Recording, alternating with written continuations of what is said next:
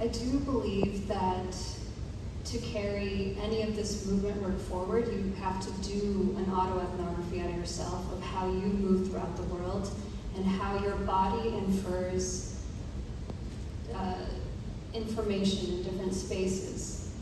And we often feel unsafe. What does unsafe really mean? Do you tense up? Do you know, all of those sensations of how you move in different spaces. And I think that carrying this work forward, carrying this movement work forward and humanity work forward means that you don't apologize for feeling unsafe in spaces, and then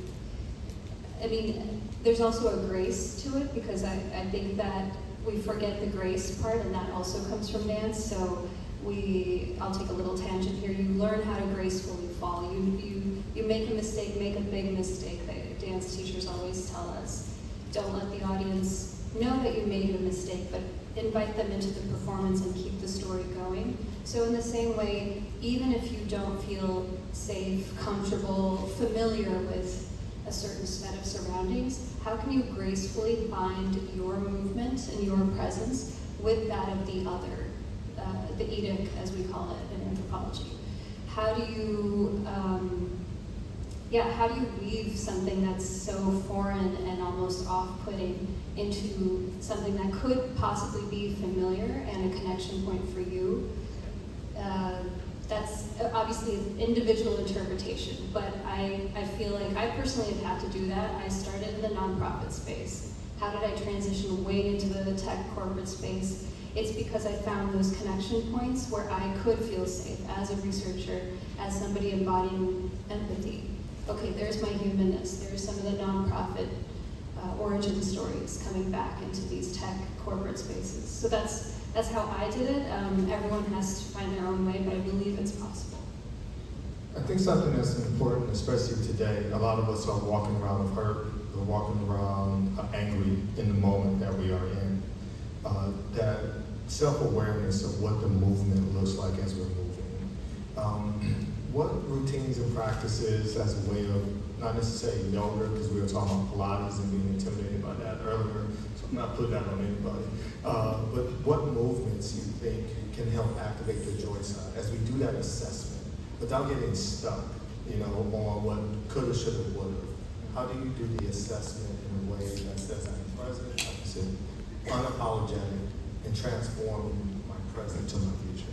How do you say we anchor in our present self? What's some good strategies or tactics to become more self-aware? Take a deep breath on that one. As humans, we're born experiencing a range of emotions. If you walk around with just that one tone, two tones of anger and sadness, let's say, in today's climate, that's not fair to your human experience. And again, I'm so happy that you're bringing up joy. And I'll go back to the Nagta Shastra, the classical text. They say there's 9 main emotions, or rasas. And if we're walking around only experiencing and displaying and practicing 2 of those 9, we're doing ourselves a disservice as humans.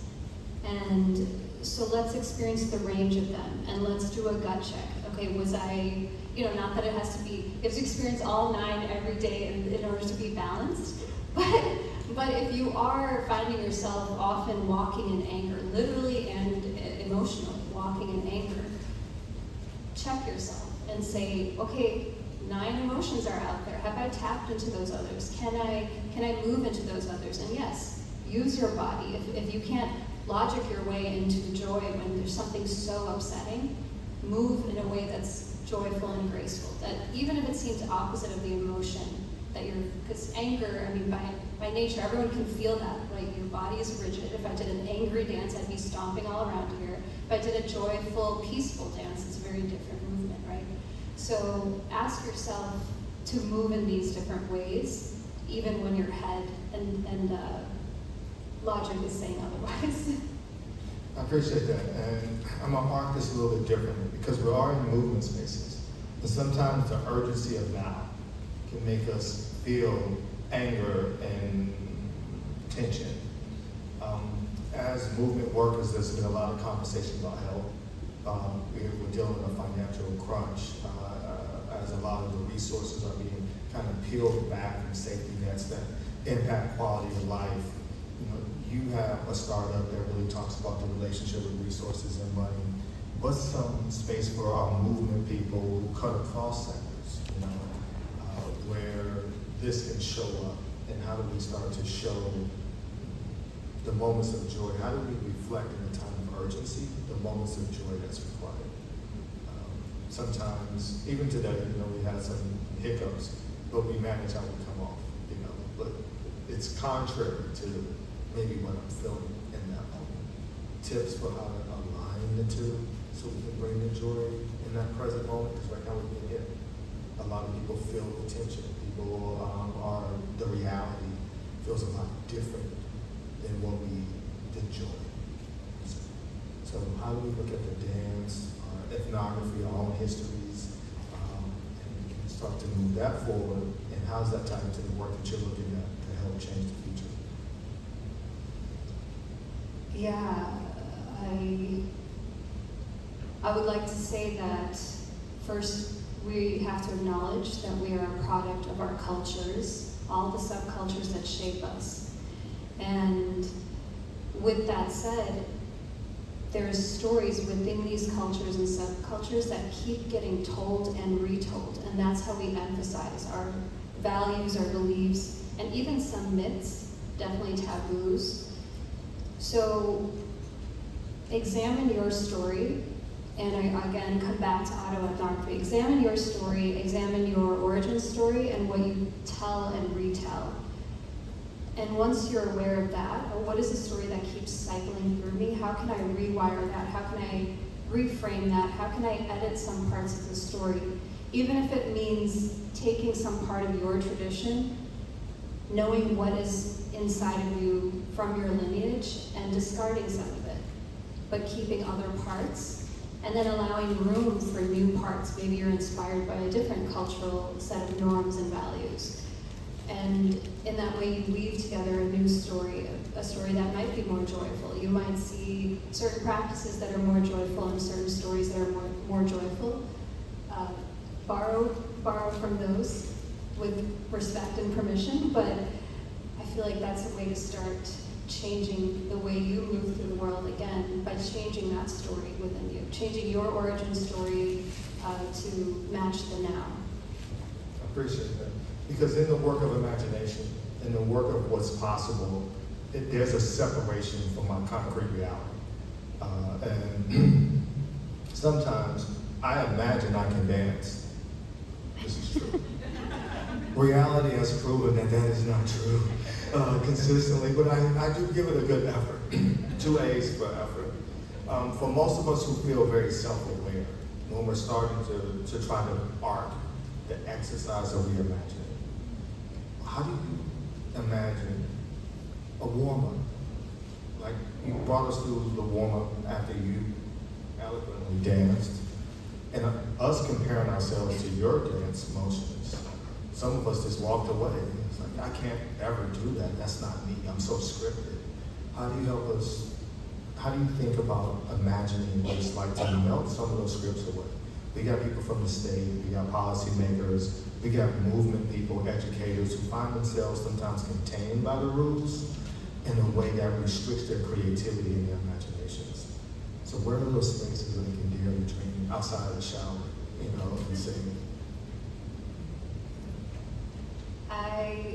Your prompt reminded me of a time when I was really frustrated with being in the corporate world, and I wore a sari every day for 5 days.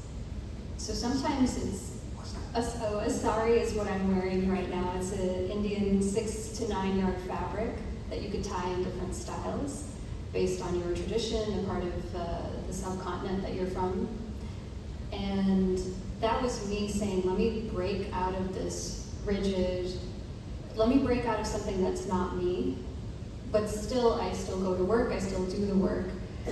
And I only say that because sometimes it's not even about the movement. It could be about clothes. It could be about some form of expression, some form of communication with the external. And if you need to say in some ways, I am here, but I am not of this. It could be wearing shoes that are super bright. I mean, something that breaks you out of, I'm not wearing shoes, do I walk around barefoot? I don't know.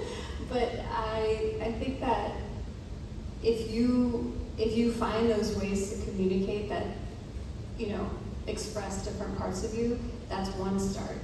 When you talked about how do you're in a heady space, you're in an analytical space, an academic space, which are very beautiful spaces, but if you're wanting to have more flow, or if you're wanting to balance that with something different, I take dance breaks. I go to the restroom and take a dance break and just move, and then if someone's coming, I don't dance in front of people if they're there.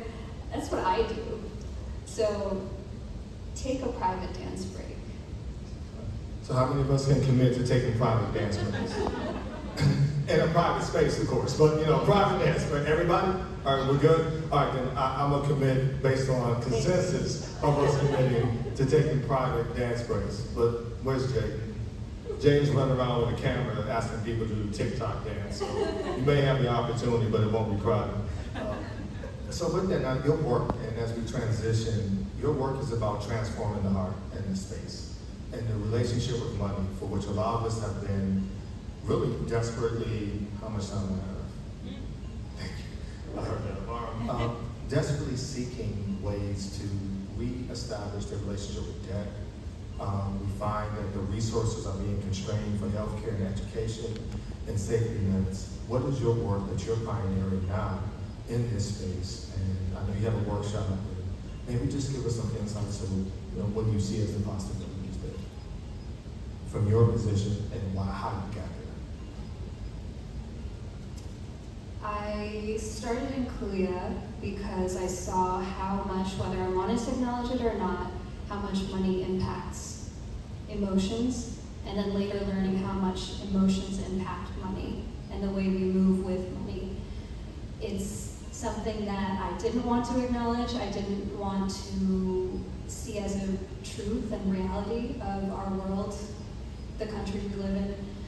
But with that said, I said, okay, this is what it is. These are the structures that are in place.